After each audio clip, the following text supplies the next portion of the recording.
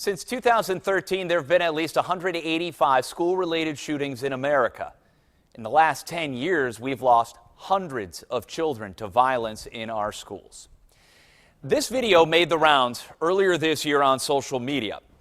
It prompted parents to reach out to the I-Team and asked me if the current lockdown plan that's in place for our schools is really enough if a shooter walks in armed and ready to fire.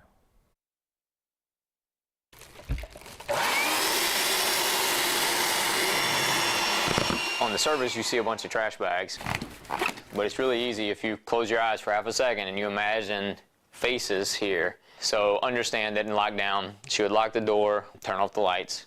She's going to put her children where they would be put in a typical lockdown. Lockdown, lockdown, everyone against the wall. Lockdown is fantastic. Let's go against the wall. Until the guy comes through the door, and then it's maybe the worst thing ever.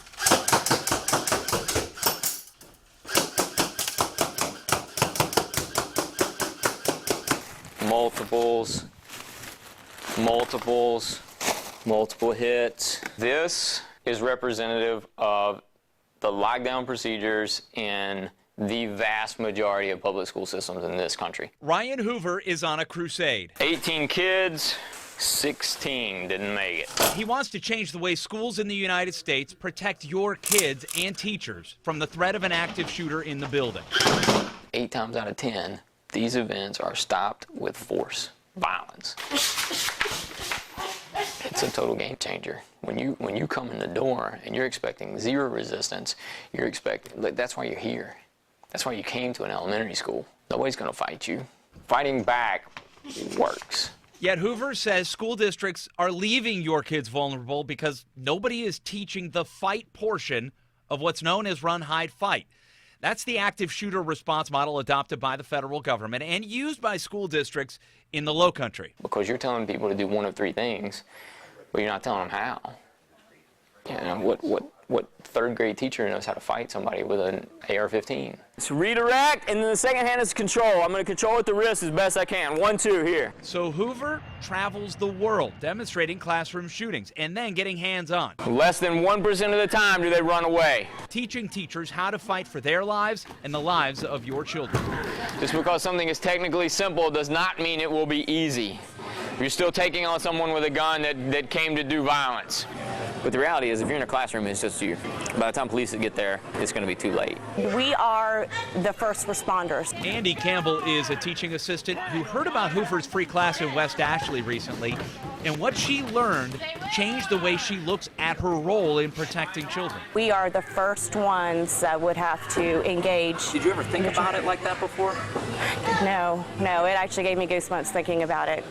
Shooters are looking for target-rich environments. Michael Reidenbach is Charleston County School District's Safety and Security Coordinator, and he says the district's current plan has proven to work, and that includes locking the door and reinforcing that with desks or bookshelves. Training teachers district-wide to fight, he says it's not on the radar, but he's also not 100% against it either. When you talk about somebody engaging with a gunman, it's a totally different realm. So if there are staff members who have an interest in this area and want to seek out classes like the one that was offered recently, then I have no objection to that. But I do caution them on the points that I made previously, that it is something you have to trait, you have to stick with. Once you make that takeaway here, boom, put the gun on the ground. Ultimately, the very, very, very last resort you should ever have to go to. But Hoover says it shouldn't be up to teachers to seek out this type of training. It should be part of the plan. If you can run, fantastic, get out. If you can hide, fine, do it. But the idea that it's run, hide, fight, and we're not really going to talk about that last one, we're just ignoring the reality.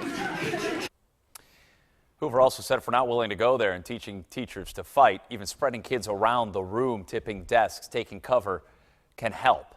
Dorchester District 2 has a similar stance to Charleston County and Berkeley County, though, is ahead of the game on this front. They've already trained some of their staff in a form of Krav Maga.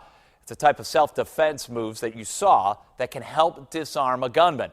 I spoke to a security expert who specializes in active killer situations And she says Hoover is spot on with this, and training our teachers could mean the difference between life and death.